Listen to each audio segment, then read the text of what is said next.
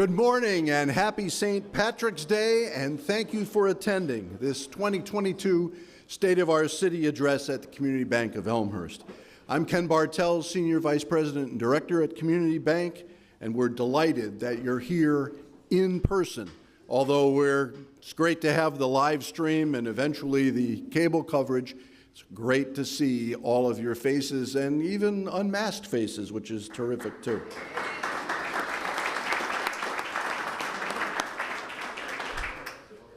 So I've had a number of you ask me, is this event going to stay in March? You remember we used to have January? It's a little colder in January than it is in March. That's not my call, but we'll take it under advisement. March seems pretty nice. This is the 25th State of Our City event. It's the 23rd hosted by the Community Bank of Elmhurst. So I'm curious, going back to 1997, some of you will remember 1997, how many of you have been to all of them? 4, 5, 6, 7, that's a pretty good number. One way or the other, all of them have been memorable in many different ways. We've heard over 25 years, we've heard from 4 mayors, including Mayor Scott Levin, who will be sharing his remarks in just a few minutes. So to begin, please stand for the Pledge of Allegiance. I pledge allegiance to the flag of the United States of America and to the republic for which it stands, one nation, under God, indivisible, with liberty and justice for all. Thank you. Our first St. Patrick's Day question. Why did St. Patrick drive the snakes out of Ireland? Because he couldn't afford plane tickets. Oh, that's weak. The joke and the response. So, it is my distinct pleasure to introduce to you the President and CEO of the Community Bank of Elmhurst, Rich Reichert.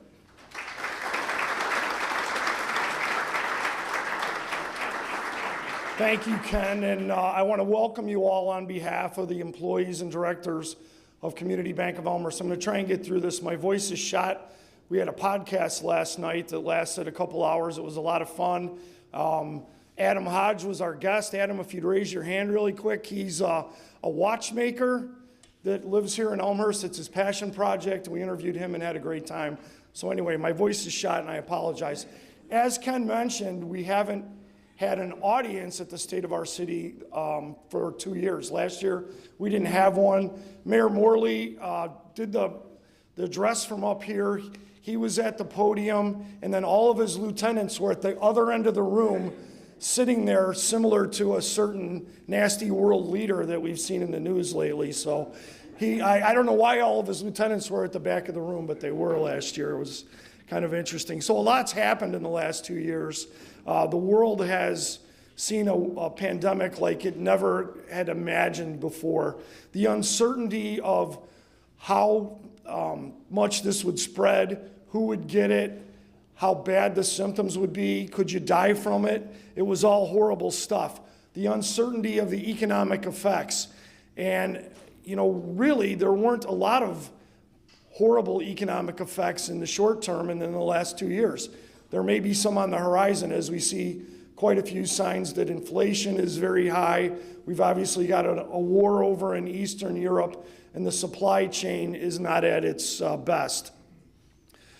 I do want to say that being an elected official or a hired gun that runs a municipality or a government subdivision cannot have been an easy job the last 2 years. The decisions that you folks all had to make were not without a lot of thought, not without considering all parties, but not everybody was going to be happy no matter what you do. So I do applaud all that you did. And in particular, there's one new leader of a local political subdivision. That's our School District 205, who's with us today, and she's a product of our own school district. Dr. Keisha Campbell, give her a round of applause.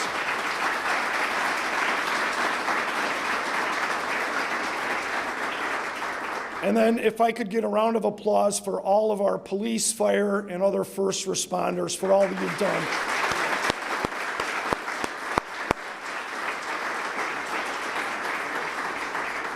And we all know how bad this pandemic has been for healthcare workers.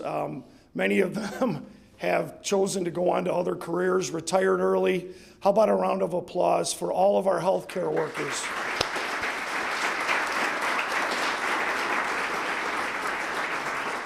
And one more group that I always want to recognize is our military veterans and people who are currently in the military. How about a round of applause for them?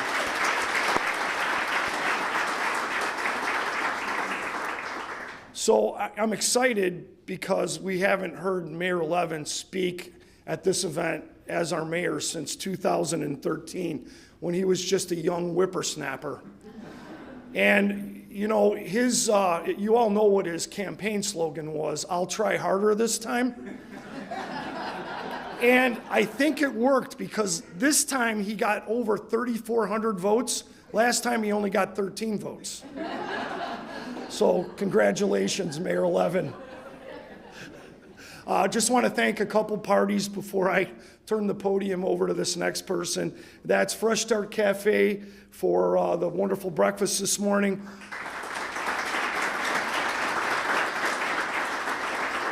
And all of our employees for setting this up. And Dave Gall's his birthday today, so on your way out, please say happy birthday to Dave. So I love St. Patrick's Day, and the only green thing I had was this kazoo to put around my neck.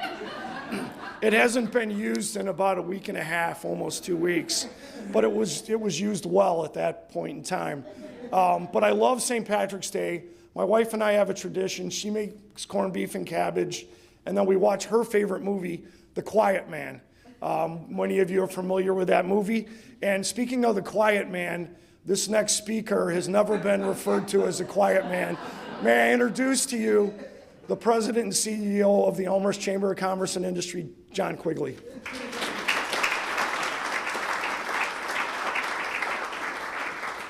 Sure, and I be thanking you for an introduction. All right. Oh, faces, live. Some should still be masked, though, I'll just say that. Oh, come on. It's been 2 years since I've been able to do a joke from up here. Give me credit. Good morning, and thanks to all of you for being part of our Chamber's annual State of Our City Mayoral Address membership breakfast on this 25th anniversary. I also want to give a special thank you to our friends here at Community Bank of Elmhurst, who have partnered with us for nearly a quarter century to provide the Hammersmith Community Room as the venue, and, as importantly, pick up the check for our breakfast buffet. So give Community Bank a nice round of applause.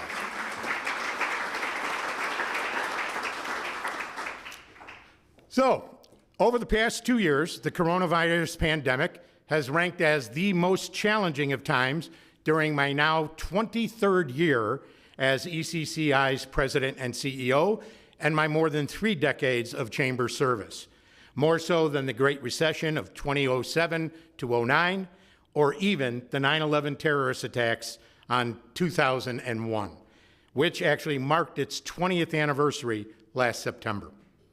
But rather than expound on all the good our business organization did in 2021, as initially reported in my State of Our Chamber address back in January, when this event was originally scheduled, I wanted to talk to you today about what makes your chamber so unique and differentiates us from our peers locally, statewide, and even across the country.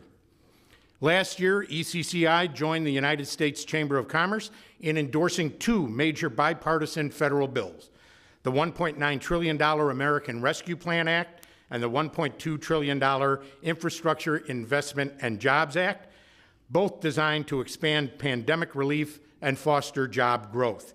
And I can tell you right now, job growth's been good in the last year, and unemployment has dropped to near record lows. 2 really good numbers to look at. Our chamber also supported the refunding of both the Illinois Department of Commerce and Economic Opportunities Back to Business grants, and the County of DuPage's Reinvest DuPage grant administered by Choose DuPage, our county's economic development agency. And I believe we have a representative of the county in the room today, our District 2 representative, Pete DeCiani, and former mayor. Pete, thanks for coming out today.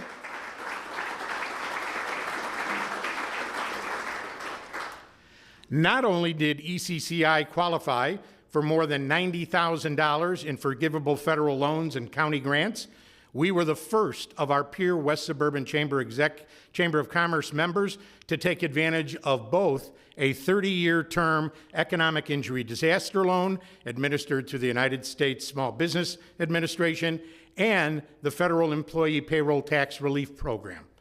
Our chamber first accessed, excuse me, an EIDL loan of $100,000 and then borrowed another $200,000 at an interest rate of only 2.75% in order to secure more than 1 year's worth of our operating expenses.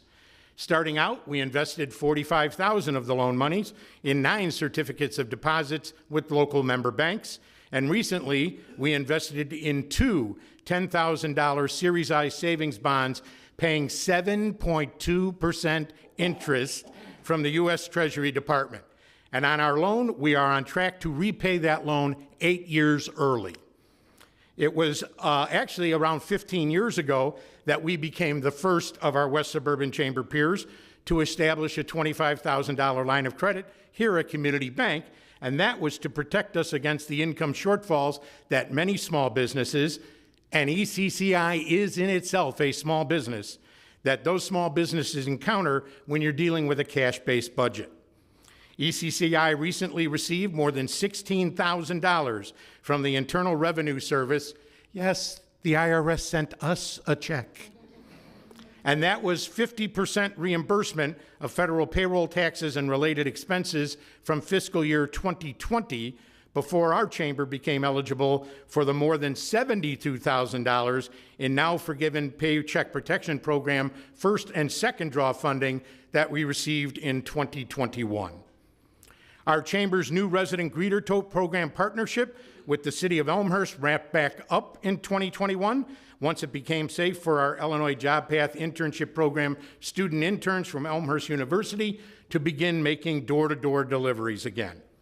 Thanks to Elmhurst Housing Boon, our student interns have hand-delivered more than 1,500 tote bags in the past 12 months. Some 25 of our members currently contribute to our totes, but we can easily accommodate more than twice that number, and even non-members can participate, but you got to pay at a premium rate to be in the bag.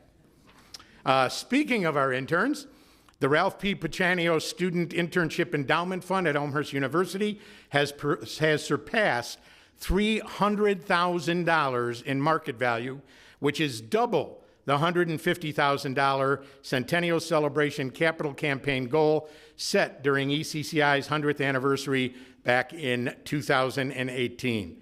Pachanio's endowment assures that EU students will have paid internships at our chamber for decades to come, regardless of any future effect of the Job Path funding through the Illinois Board of Higher Education. Our interns, you should know, are paid $15 an hour, more than the minimum wage, and they can also earn course credit based on their number of hours worked. Ralph Pachanio is in the front row here. Please give Ralph a great round of applause.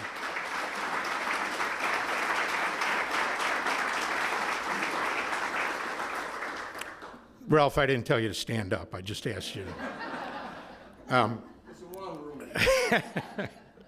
I am also happy to report that our chamber's partnership with the city to sell interior display advertising for both the 16-weekend Explore Elmhurst Summer Trolley and 5-weekend Holly Trolley will return this spring after a 2-year pandemic hiatus.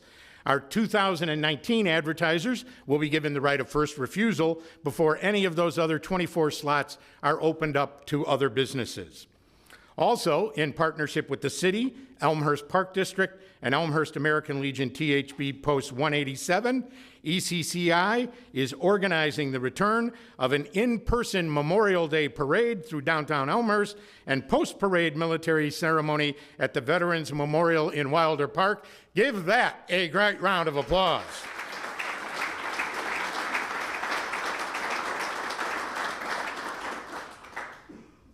I'm going to do a Marcucci here. How am I doing on time? I'm only halfway through. For some 15 years, our chamber has offered membership dues monthly payment plans, either by bank account, direct debit, or via credit card. We do so because it's more convenient and budget-friendly for our members, and we do so without assessing any additional charges or service fees. And to date, nearly 1 in every 4 of our members now pays monthly. In March and April, in lieu of our chamber's monthly networking events, I will continue to host my Give Them the Business after hours at member bars and restaurants, as I initiated last spring and restarted in January and February. And I take pride in how many of my fellow West Suburban Chamber of Commerce executives have stolen my concept and adapted it to theirs. You might have heard of Wine Wednesdays in Lombard, just one of the examples. On March 25th, ECCI will celebrate its 103rd Annual Awards Gala in the Founders Lounge cafeteria at Elmhurst University, which will be honored as the A.J. Tachitaronis Business of the Year for 2021. EU, my alma mater, class of 1977, is celebrating its sesquicentennial during this 2021-2022 school year.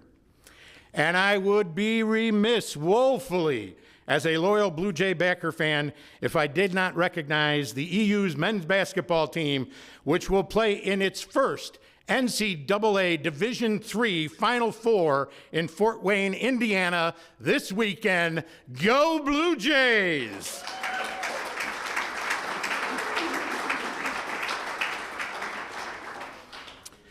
Also at our awards gala, EU's former President and First Lady, Bryant and Jeanette Curitin, who I worked for before becoming Chamber President and CEO back in November of 1999, will be only the second couple inducted into ECCI's Civic Hall of Fame. I am pleased to announce also that a Civic Hall of Fame website will go live before the end of this year, and the interactive touchscreen memorial will be installed at a publicly accessible temporary site before the end of the year as well. More than $15,000 has already been invested in related computer equipment, hardware, and software, so your tax-deductible donations are more than welcome. In the room today is Elmhurst History Museum Director Dave Oberg, who will receive the Chairman's Award from our 2021 ECCI Board of Directors Chair, Desiree Chen of EU. Dave, where are you hiding? I know you're in there way in the back of the room.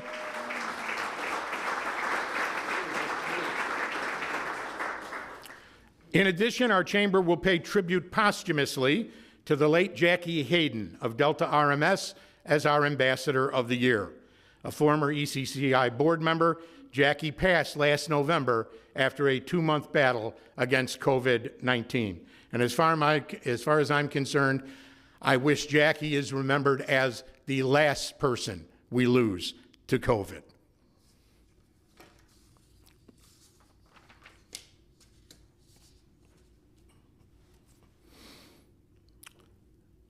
All this time, we have been striving to comply with ever-changing federal, state, county, and city mandates. Our chamber worked tirelessly, but safely, over the past 2 years in operation to help any and all Elmhurst businesses, not just our member businesses, to both sustain operations and financially keep their workforce employed. Let me assure you that membership dues with our chamber is the most cost-effective money that a business or not-for-profit organization can expend. Typically, our members average 500 to 1,000 website exposures per year between their Chamber Master membership database page and an additional online searches through our website alone. For example, in the past 12 months, Community Bank had 561 page visits, including 16 who hyperlinked directly to the bank's own website, and the bank's name appeared in 185 business category searches and 283 other search results on our website in 12 months.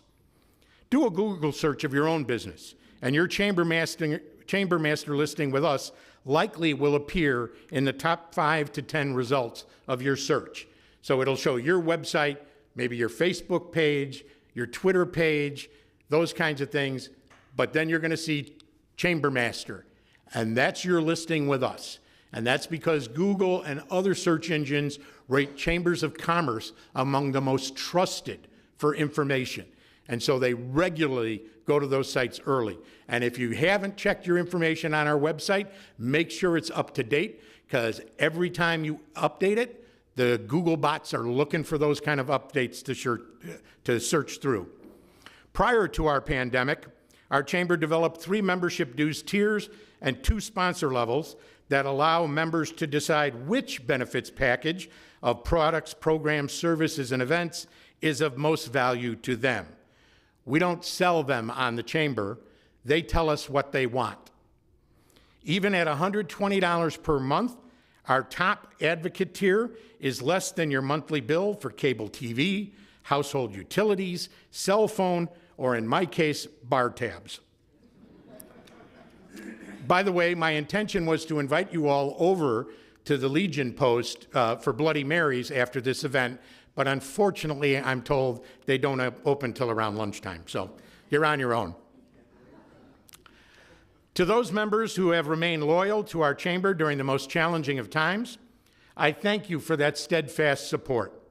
Believe me when I say our organization is essential to the economic life of the Elmhurst community. Thank you, and have a great St. Patrick's Day.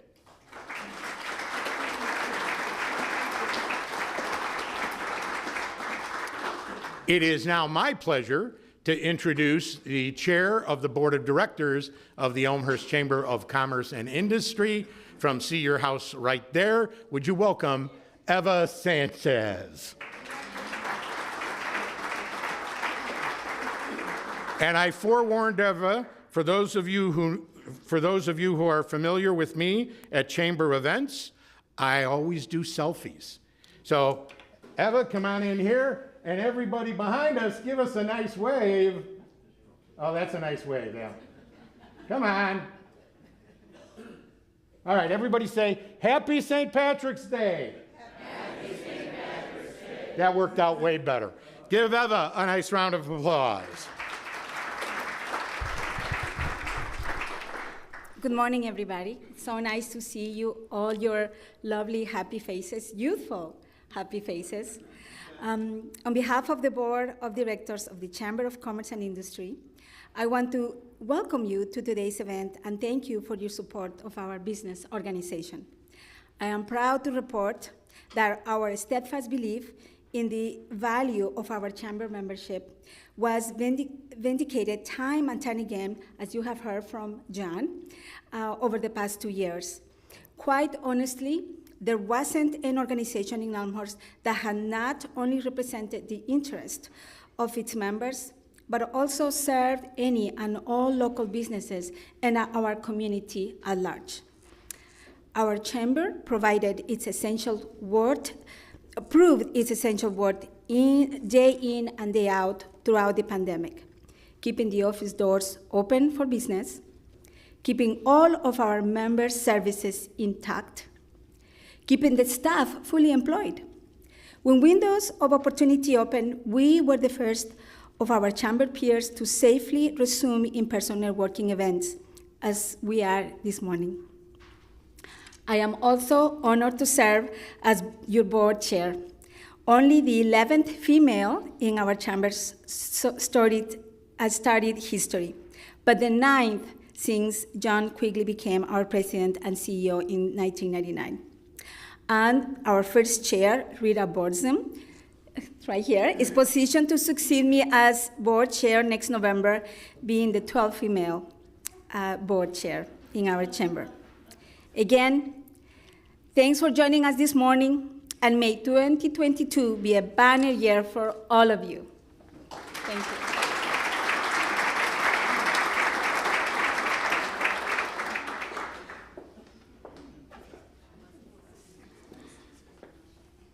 So our second St. Patrick's Day question.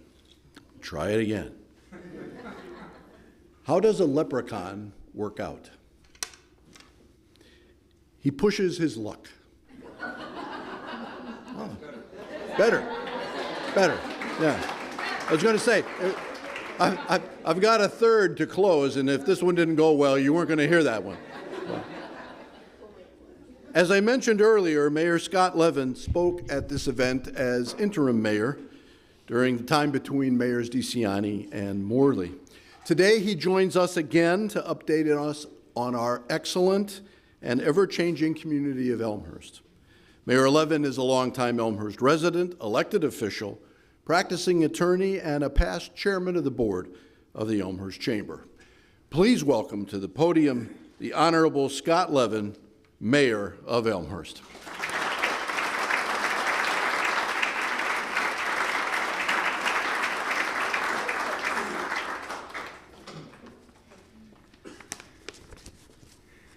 Well, good morning, everyone. We're back. I'm glad we postponed the January event to today so we could all be here. We just celebrated our St. Patrick's Day parade. I think probably had a record turnout there. The parade was the last event before the pandemic in 2020, and tellingly, it was the first event since we went maskless. I think we get special dispensation, 60 degrees and sunny. Chicago, 20 degrees, you know, they didn't quite make it. But here we are, and I'm glad to see that Rich has made the employees stand in the back so it looks like we're sold out and there's no seats available. I want to thank Rich Reichert. We spent some time last summer. I helped teach him how to ride a motorcycle. He convinced me that mayors have to learn to golf no matter how embarrassing the result might be. So thank you to the Community Bank for hosting this. I'm not going to call out everyone as individuals as I did in the past, but there are certain groups of people here that I want to recognize. I'm speaking on behalf of the city, but the work of the city is largely done by the aldermen. I don't even get a vote, except in certain unfortunate circumstances. Thank you, aldermen. But all the aldermen are mostly here. If you'd please stand, Alderman Muller, if you'd please stand and be recognized. Thank you. We have some of our department heads lined up across the back, our deputy chiefs, our chiefs, if you'd stand up and be recognized, including, thank you. We have, I think, anyone here from the Park District today? We have, Mr. Rogers, stand up, thank you. Our library director and new, relatively new, stand up and be recognized. Are people here from the school board? Stand up, see what happens.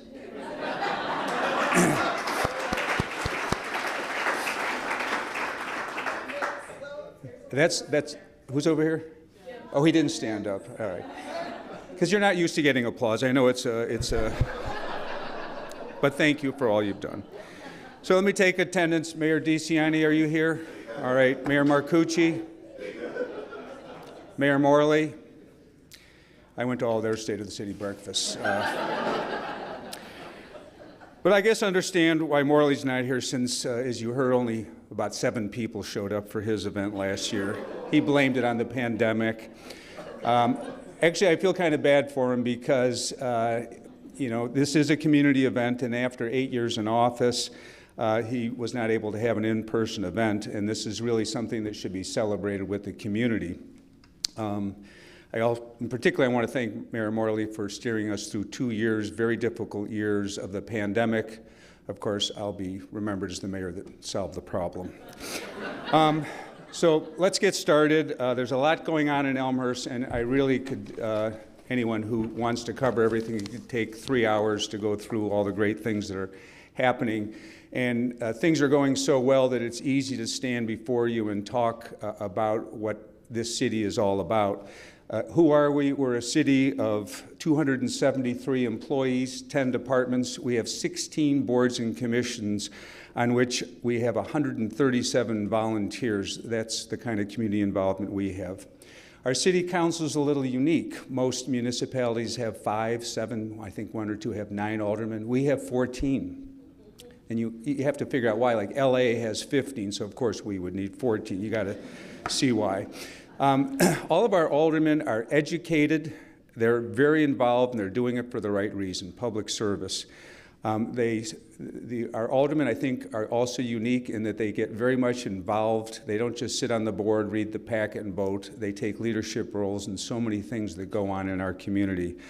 About 50% of the aldermen are new, meaning less than a year and a half, which is good because it refreshes our council. It brings new perspective. I don't think there's any rubber stamps on the council. Everyone makes educated votes, and I truly appreciate that.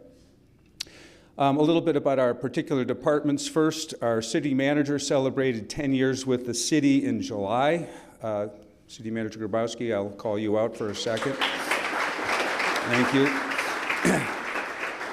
And that makes him the least tenured city manager in our city's history. He's got about 17 years to catch up to Tom Borchert and about 20 to catch up with Robert Palmer. Unfortunately, I'm not sure I'll be here to see you when you make that milestone, but congratulations. I'm going to feature our police department right off the bat because of all the departments, because there's been an increased concern about public safety. I think all of you remember the shooting in our backyard in Oak Brook just before Christmas, which was kind of stunning to see unfold. Closer to home, we had, I was actually leaving a meeting at this bank, driving down York Road, and I saw the police at the 7-Eleven on the south side. There had been a carjacking. On March 8th, we had a robbery at the 7-Eleven on First Street.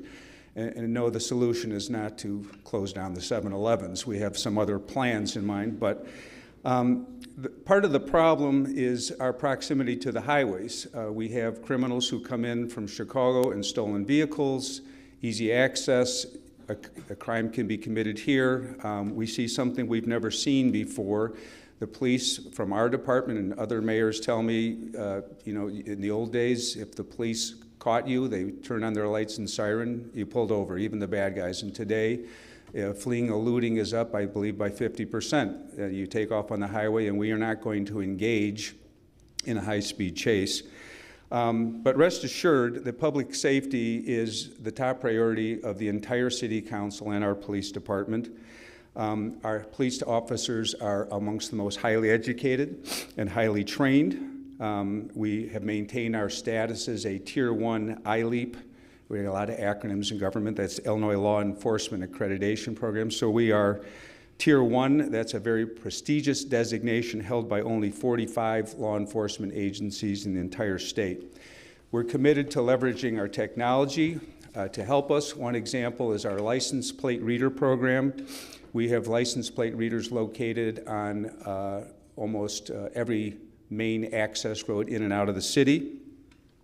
If a car is stolen in Chicago, as soon as that car crosses the border, our license plate reader will pick it up, and it'll let us, our police officers, know that someone is in our community and they're probably not coming to visit relatives. We actually go looking for them, and sometimes, I think every week we've intercepted a vehicle that enters for bad purposes, often locating them before they can commit a crime. In 2021, several burglary offenders were intercepted, 18 stolen vehicles were located, including 3 in residential areas.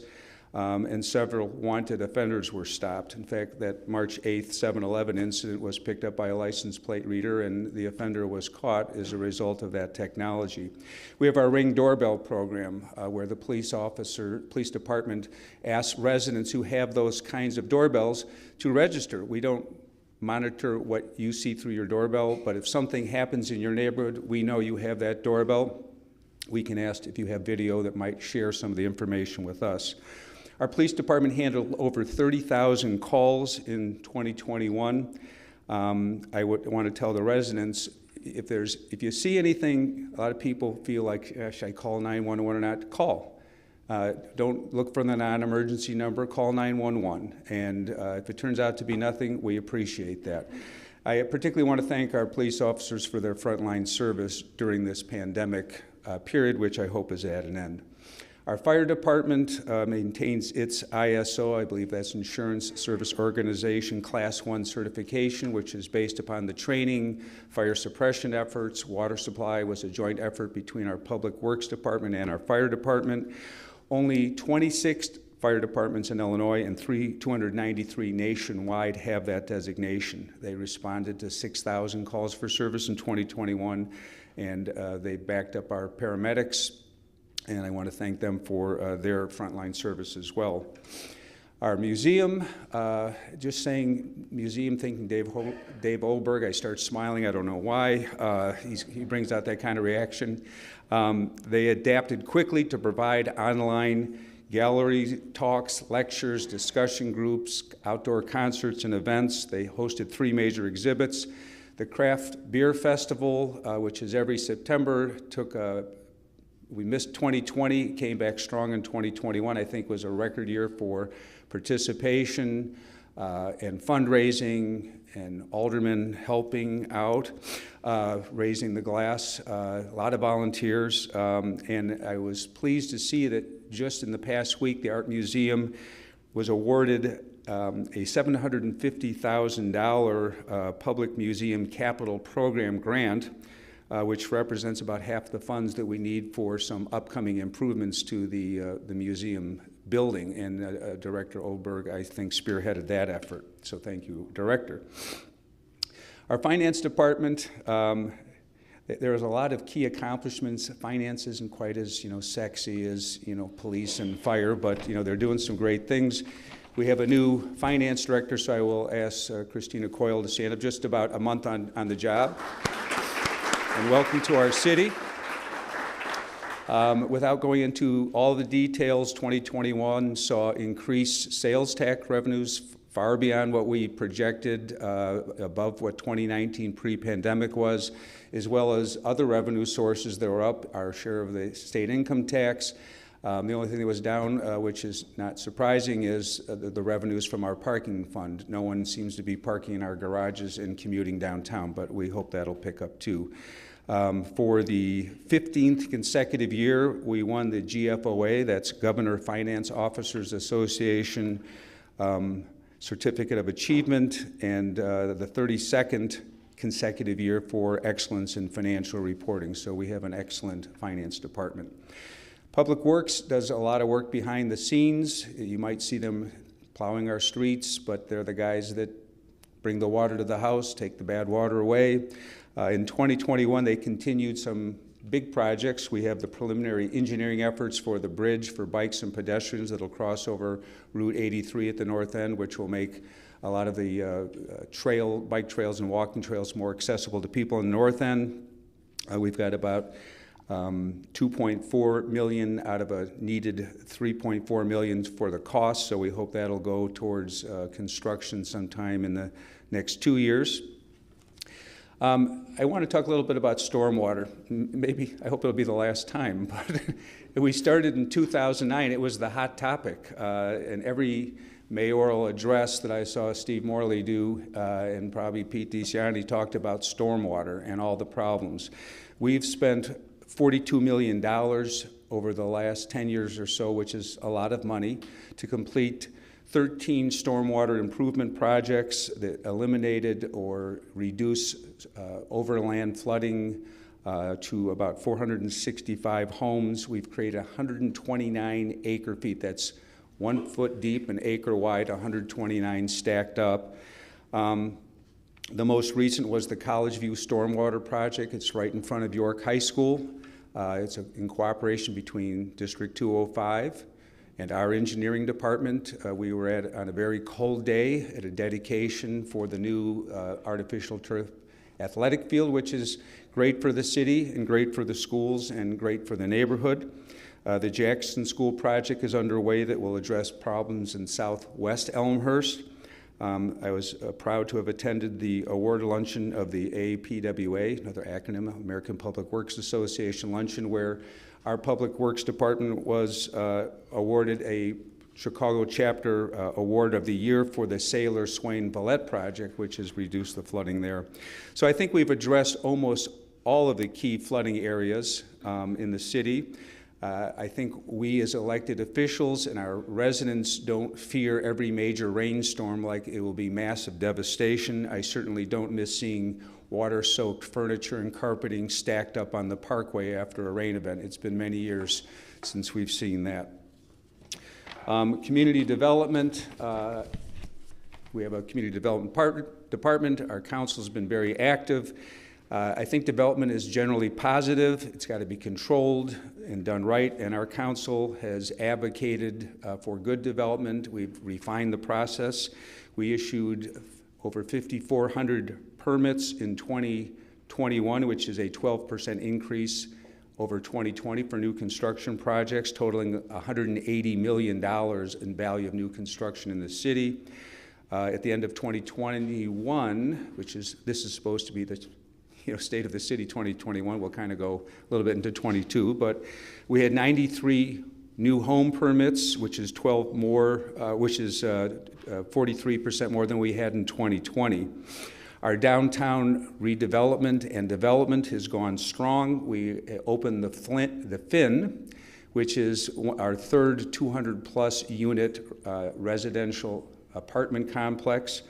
All three of them that are out there right now are more than 85% leased. I didn't get the most recent number, but the demand is there. Sometimes I'm surprised when people say, well, if you build it, what's going to happen? What kind of people are going to be moving in? I don't think these developers are building these buildings on a whim. They know, we've done our research, and the demand is strong.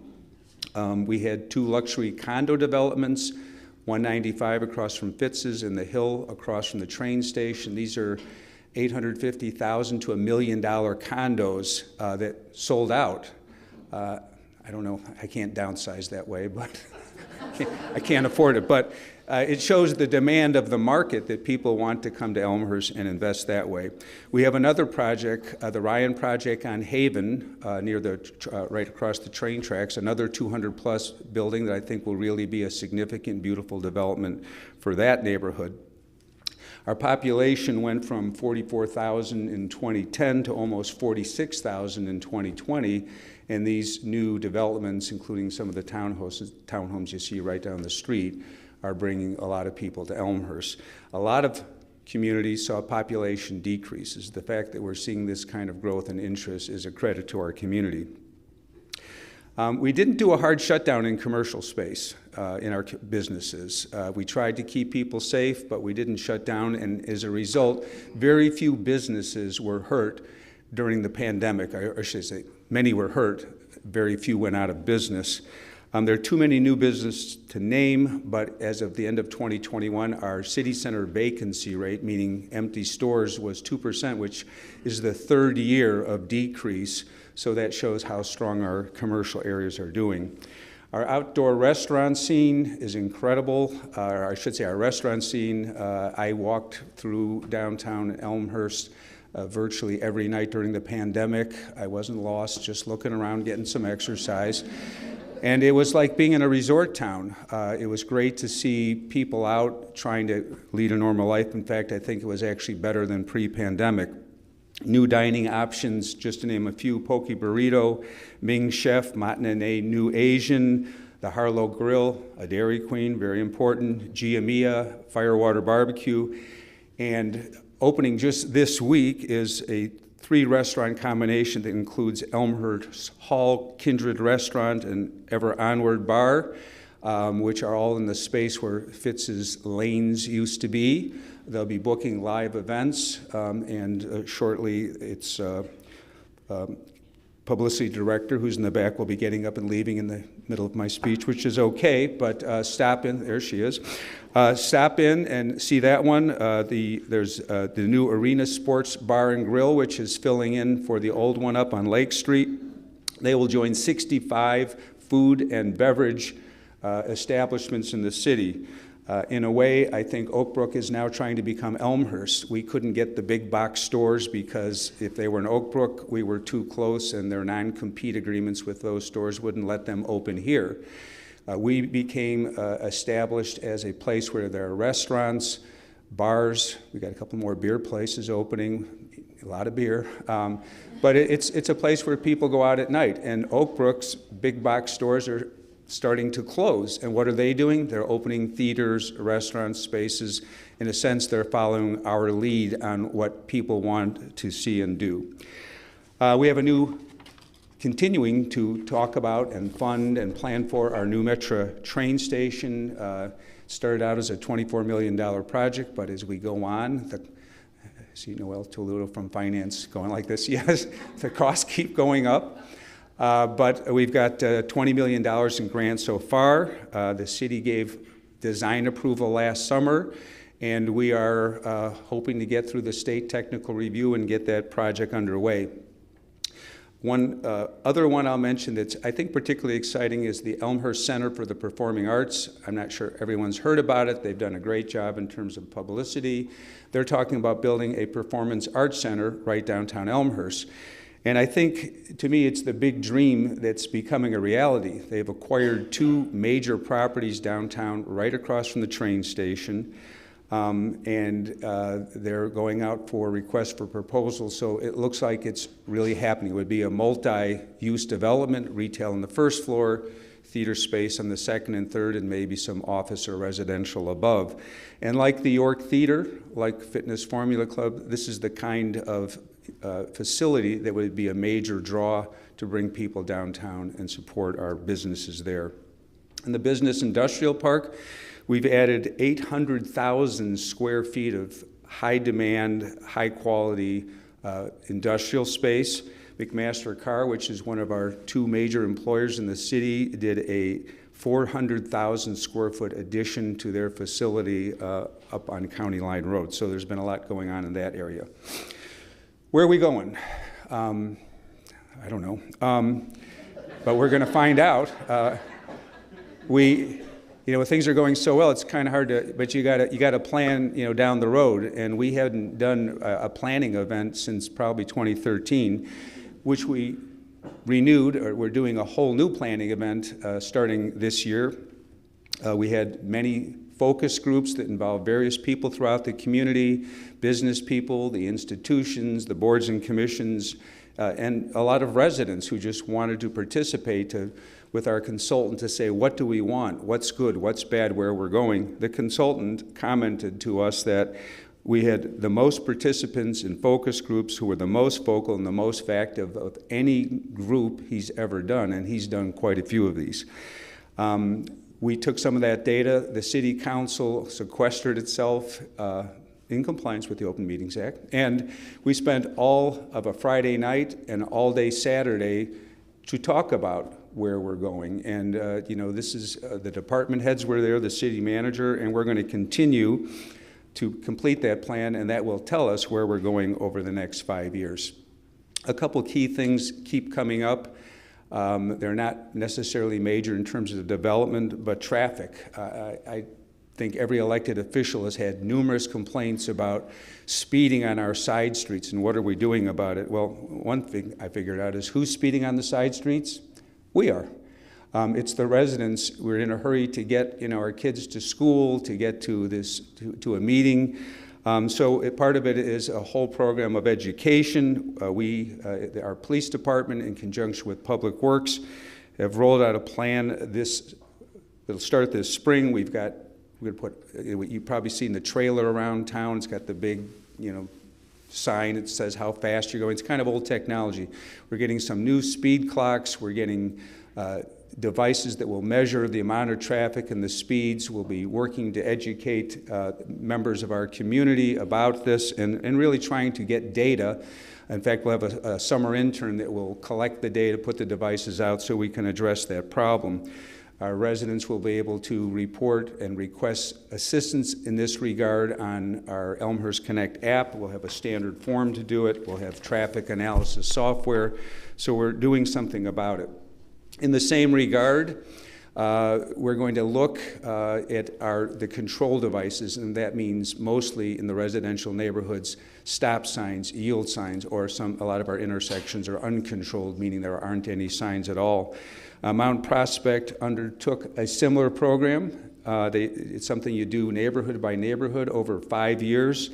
Remarkably, they eliminated all 73 or whatever yield signs. It's not because they didn't like the color, but I think they felt it was, they weren't really that effective. But through their study, they reduced neighborhood automobile crashes by 49%. So we're at the start of that. We'll roll that out in 2 neighborhoods this year, and we hope to continue with that. Another key area is, is making our town walkable and bikeable. In 2021, we adopted the Elmhurst Bicycle and Pedestrian Plan for safer walking and biking in our community. And we're going to start in 2022. It's sort of helping people rethink this. We were talking about the problem with school drop-off and how congested it is. And I remember what happened at Lincoln, all the one-way streets, all the, block this off and how you line up. And it might have been the deputy police chief or someone said to me, well, part of the problem is the schools weren't designed for people to be dropped off. They were designed for you walk to school, you bike to school. And so maybe part of this education is to get our parents to realize it's okay, we'll have safe routes for your children to go to school. It might even be good for them to get out and walk. You could walk with them, I guess, if you want. But so it's kind of looking at that. We have a group of aldermen who've met with a group of residents, and there may be some sort of committee that takes this on a semi-permanent basis to talk about how we can make Elmhurst a town that's known for being walkable and bikeable. Communication, always a priority. We're going to redesign our website in 2022 with the goal of making information easier to find. I've been an elected official for 11 years, and sometimes I go on the website and I can't find things, and I kind of have a head start of knowing where things might be. We have got a ton of ways that residents can stay involved. We have, and I'm going to feature 2 of them, but if you go to elmhurst.org and go to Stay Connected, you'll find Code Red, Newsflash, weekly e-newsletters, Water Smart, and Alert Center. Each of these are tools that are used for a different purpose. I recommend you subscribe to all of them and consider connecting with us on our Facebook page, our Twitter account, and let me just feature a couple of these. Elmhurst Connect is an app, so a lot of times residents will say, well, there's this problem, this stop sign got knocked down, this sidewalk is cracked, should I call the alderman, call the city? If you go to Elmhurst Connect, you can report your problem right on the application. We will monitor it, we'll let you know what's happening, and you can find answers to a lot of commonly asked questions there. Code Red is our emergency notification system. If something's happening in your neighborhood, if there's a safety concern, you will get a direct notification on your phone or your computer. People call me up, I'm sure it happens with the alderman, what's going on? All the fire trucks are there or whatever. If it's something important, it'll be on Code Red. That's kind of what's happening on the city. We have a lot of partners, as some of them I've mentioned. The library has continued to serve our community throughout the pandemic, and now they're back in person. One of the things they told me about is that the library is now fine-free, which I didn't know what that meant, but basically there's a movement in the library world to break down an access barrier and equitably serve the community by saying, if you're overdue with a book, we're not going to charge you fines anymore. The fines were more likely to act as a deterrent than encourage someone to return the book, and the fines collected are not that significant. So with this news, I have about 50 books in my car that I checked out in 1997, so I'm heading to the library right after this. See you over there. They too will have a new app that they're launching, a library app, and they're starting their own 5-year planning process. District 205, Dr. Keisha Campbell, who I've had the pleasure of meeting and I like very much personally. I think she's doing a great job. And I'm not going to ask you to get a stand. You only get to stand once, but thank you. I was able to attend the opening of the new Transition Center, it's a beautiful facility. It's in the same space that the Park District used to occupy with the Abbey. It's a great example of intergovernmental cooperation between our bodies. Lincoln School will be opening I believe, this fall with a brand new state-of-the-art building. If you got to walk through it, the old building, it was kind of like, yeah, it needs to be redone. We got the construction of the new field school is starting in August, or this summer, I should say. I want to give special thanks to the teachers who endured a lot of this hardship. I had the opportunity to teach a one-afternoon course at a law school that I taught every year, and I thought, what's the big deal of remote? And I can tell you, after about an hour, I could see the glazed look on the participants, in the audience, and I thought, I'm not having any fun either. So the teachers have endured a lot. The school board, in particular, has endured a lot. They don't get paid. They're in it for public service. It's been a difficult 2 years, so I'm not calling like Quigley for applause for everything, but I will call for it today.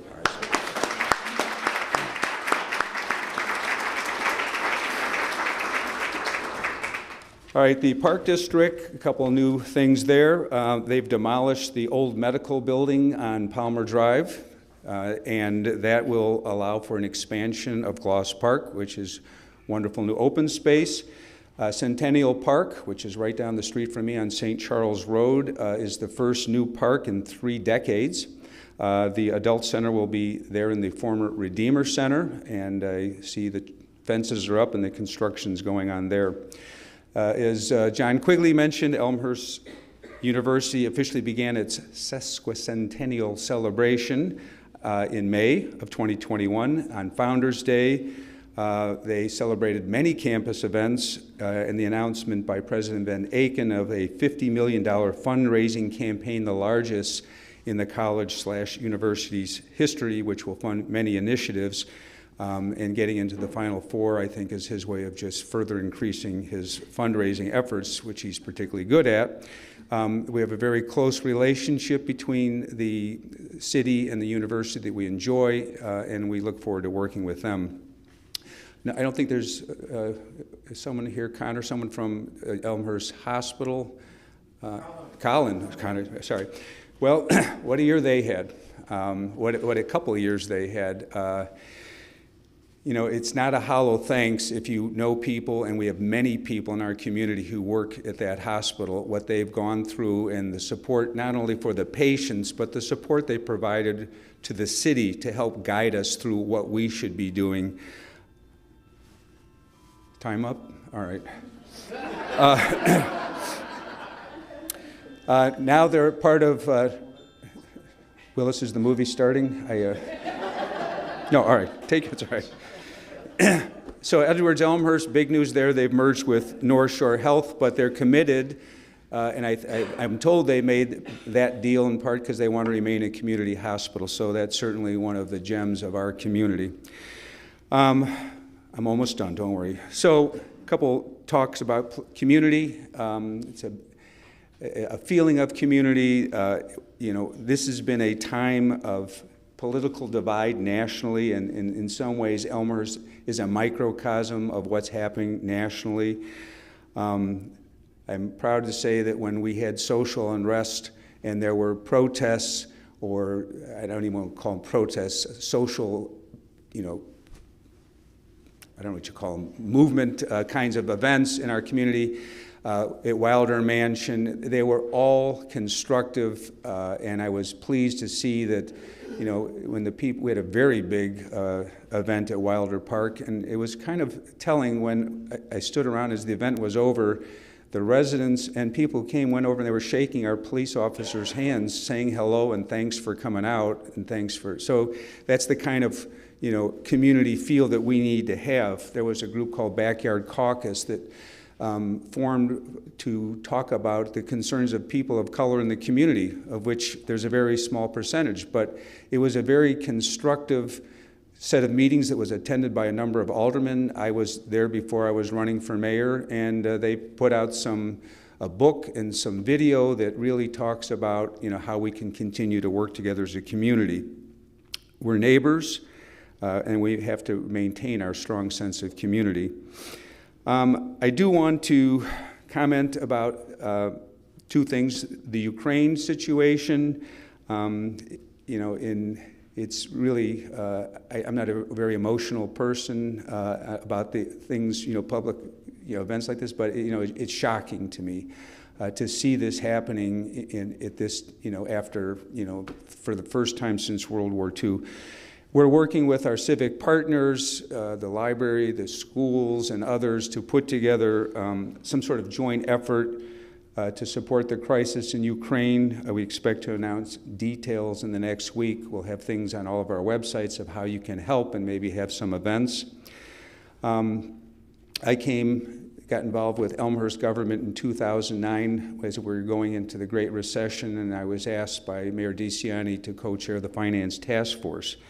Now we're seeing inflation we haven't seen in 40 years. The world market seems to be in chaos. It's important that we support each other, support our businesses, continue to shop local. There's a campaign that Erin Jason, who I'm sorry to say our business development director, left to become an assistant city manager in Highland Park, but she had a cool to be kind campaign. Be nice to the people in our businesses. They're struggling to get people to work in a lot of these businesses, so we got to help them out.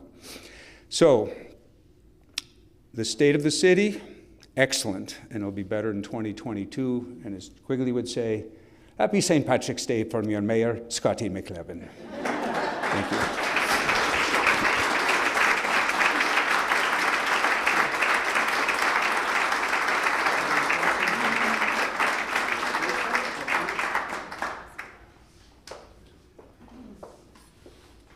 The mayor is open to questions from the floor, if there are any. Yes. Raise your hand.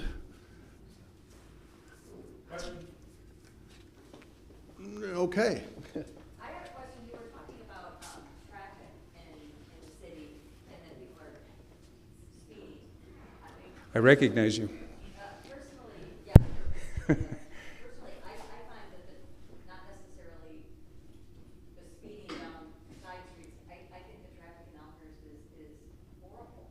Especially if you have to time when you go out. I mean, because if it's around drop off or pick up at any of the schools, I mean, you try to go down St. Charles Road, it's horrendous. How can we improve that? Well, And downtown Elmhurst too. I mean, Fork Road, it's awful. all right, so the question for those watching on TV is, we talked about traffic. The traffic on St. Charles Road downtown is horrendous, school pickup, and so a couple things. This whole walkability, bikeability program, I hope will reduce the number of people who are driving to school. It's got to be a change of mindset for all of the parents of school-age children that this is a new way to do things. Our roads are only so big. There are certain peak demand periods. Obviously, 3:30 to maybe 5:30 downtown. A remarkable thing is that we did a study, and this is sort of a twofold comment, because there was concern about the new development we're doing downtown, these new 200-plus unit buildings. Those are called transit-oriented development projects, meaning that the people who are there aren't likely to be driving around town. They're going to walk downtown to buy what they want. They're going to walk to the train station if they're commuting downtown. And we did a study that compared, and the pandemic data would all be off, but we compared 2019 with 10 years before, and there was virtually no increase. It might have been even a decrease in terms of the amount of traffic downtown. So, but what we're continuing to see is this time period where it's frustrating to go north-south, and we just don't have that many north-south streets. So, there's really not too much we can do except to try to reduce some of the school drop-off traffic, to make sure we're being smart about not bringing more traffic downtown, and to make sure that we continue to study traffic solutions. We've talked about, should York be one way downtown? Would there be better flow if you could go over the track going south? I'm not sure that is turning out to be the answer, but we keep our eye on the ball in terms of what we can do. Thank you. I have something connected to that. As far as the school district, we live like 1.5 miles, well, 1.6 on Google,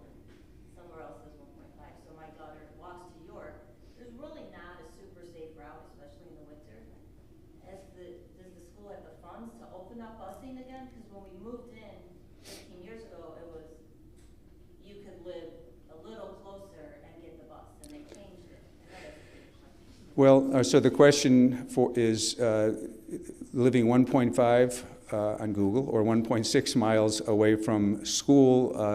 Her children walk to school, and is there something where the school district might be reinstituting a busing program? So two things. One is the whole... Plus parents driving. Right. So two things. One is this whole bike walking program is to make sure that we have ways, particularly the aldermen on the north side are talking about, like, how do we make sure that there's ways to safely get to school if there are no sidewalks in a given area. But in terms of the school district, I think you'll have to wait to the state of the school address when Dr. Campbell will answer that question. I really don't know.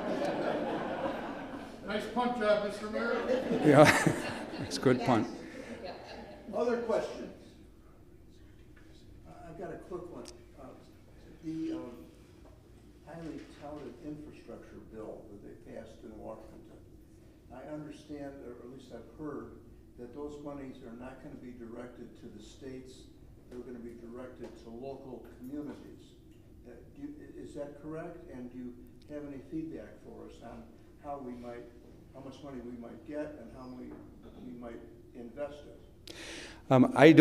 I can't tell you right now. I don't either know or remember. It's hard to tell sometimes which one it is. But yeah, the question was in terms of the infrastructure funds from the federal government, how much are we going to get and how are we going to invest it? I do know that some of the funds that we received already, City Manager, what was the amount we got? It was like 3.2 million.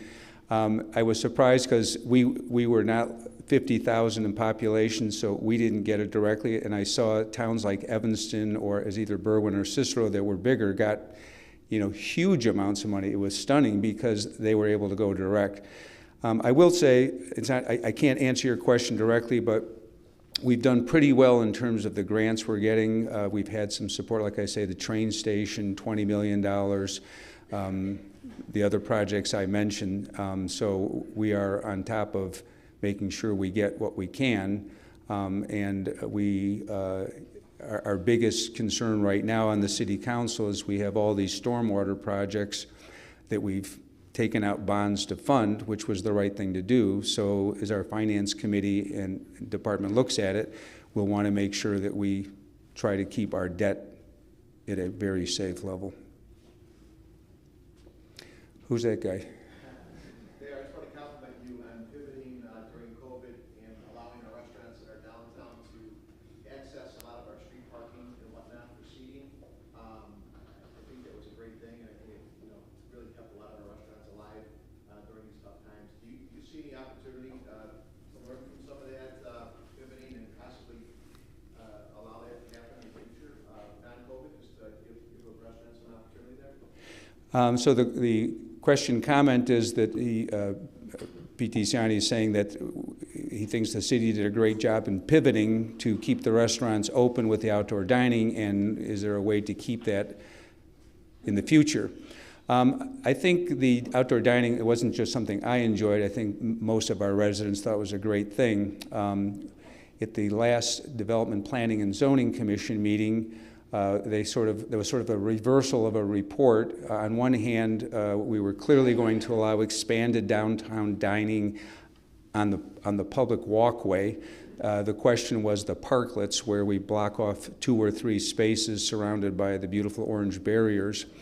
And the determination was made by the committee to recommend to the council that we allow that to continue for at least another year while we continue to study that. That may be amended to require a fee for it, but I think you're going to see the same kind of outdoor dining environment in 2022 that you saw in 2021 and 2020.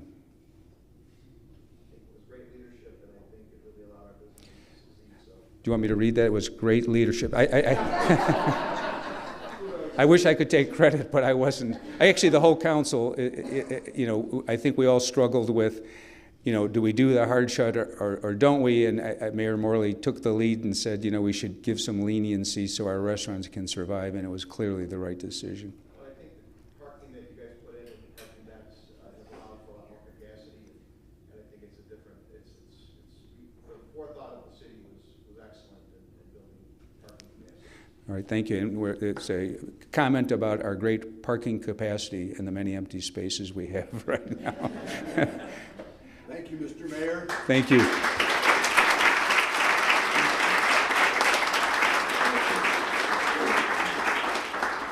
Thank you to all our presenters this morning. Thank you for all being here this morning. You are the lifeblood of this community. The state of the city is great, as the mayor said. I thank you for your attendance. Look for this program on Elmhurst TV.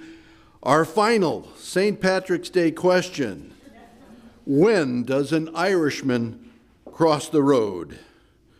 When the light is green. Have a wonderful St. Patrick's Day. Thanks for being here.